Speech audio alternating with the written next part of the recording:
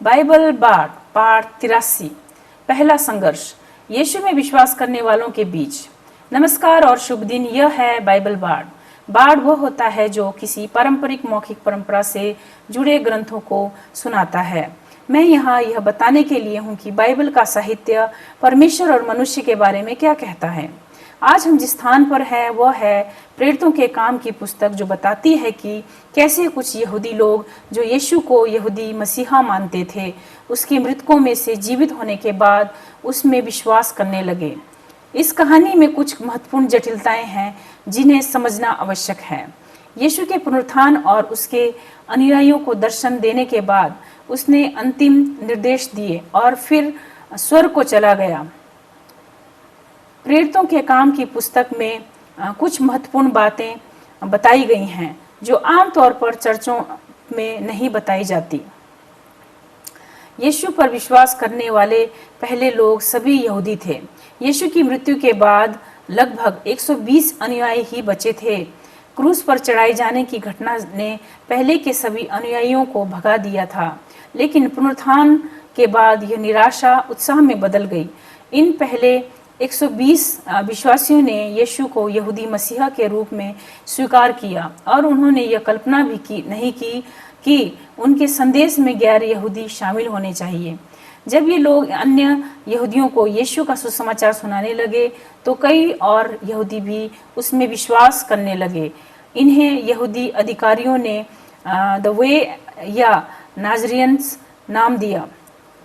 प्रेरितों के काम 9 में यहूदी रब्बी शाऊल पौलुस, जो यीशु के अनुयायियों का दुश्मन था, परिवर्तित होता है।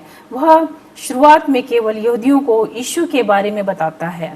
प्रेरितों के काम 10 में पतरस को परमेश्वर एक इतालवी सैनिक कार्नेलियुस के पास भेजता है, जो यहूदियों के लिए बनी परंपरा को चुनौती देता है। पतरस उसके घर जाता है, यीशु का संदेश देता है और कार्नेलियुस का परिवार विश्वास करता है। पतरस उन्हें बपतिस्मा देता है। यहूदी और अन्य जाति विश्वासियों में अंतर। प्रेरितों के काम 15 में बताया गया है कि अब 2 प्रकार के यीशु में विश्वास करने वाले हैं। पहला, यहूदी विश्वासी जो यरूशलेम में आधारित हैं और वे केवल यहूदियों को यीशु मसीह के रूप में प्रचार करते हैं। दूसरा, अन्य जाति गैर यहूदी विश्वासी जो पौलुस के प्रचार से यीशु में विश्वास करने लगे और जो बाद में ईसाई कलीसिया में परिवर्तित हुए। संघर्ष का प्रारंभ यहूदी विश्वासियों में 2 गुट बन गए। पहला गुट कहता है कि सभी अन्य जातियों को यहूदी बनना चाहिए, पुरुषों का खतना होना चाहिए और मूसा की व्यवस्था का पालन करना चाहिए। इन्हें खतना समूह कहा गया। दूसरा गुट कहता है कि केवल यीशु में विश्वास ही उद्धार के लिए पर्याप्त है। प्रेरितों के काम 15:1 कहता है, जब तक तुम मूसा की प्रथा के अनुसार खतना ना करो उद्धार नहीं पा सकते। पतरस प्रेरित की सभा में कहता है, प्रेरितों के काम 15:11, हम विश्वास करते हैं कि जैसे वे अन्य जाति प्रभु यीशु की अनुग्रह से उद्धार पाए, वैसे ही हम भी। याकूब कहता है, प्रेरितों के काम 15:19, अन्य जातियों को जो परमेश्वर की ओर फिरते हैं उन्हें कठिनाई में नहीं डालना चाहिए, बल्कि उनसे केवल यह मांग करनी चाहिए, मूर्ति पूजा से, दूषित भोजन, व्यभिचार, गला घोटे हुए जानवर का मांस और खून से दूर रहें। इन 4 शर्तों में से केवल एक यौन नैतिकता आज भी लागू मानी जाती है, बाकी 3 सांस्कृतिक थी। खतना समूह का क्या हुआ? यह भाग बाइबल बाढ़ की अटकल है, लेकिन यह बाइबल के आधार पर है। उनका विचार है कि जब यहूदी व्यवस्था समाप्त हो गई तब खतना समूह रोमन कैथोलिक चर्च और ऑर्थोडॉक्स चर्च में बदल गया। यहूदी याजकों की तरह कैथोलिक पादरी होते हैं।